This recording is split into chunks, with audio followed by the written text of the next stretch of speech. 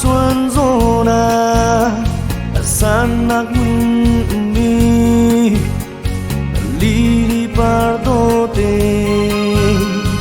chu min mai ni anzal di na e adona kya ziam ti lo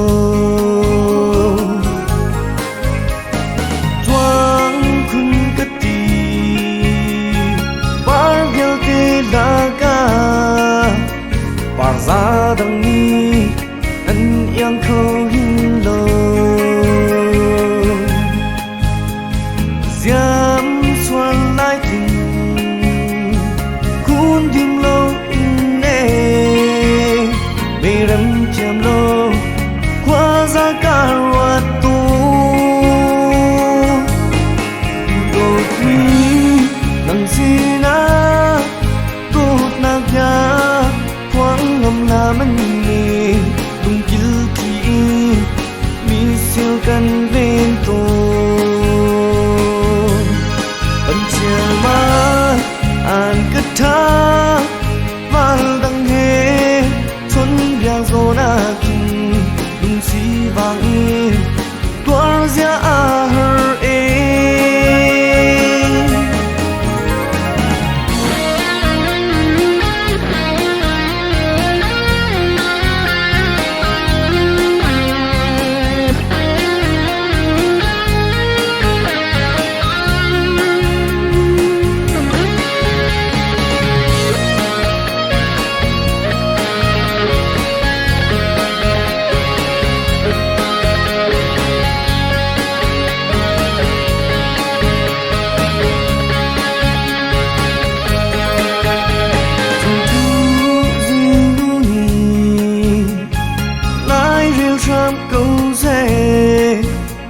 nang cần đột na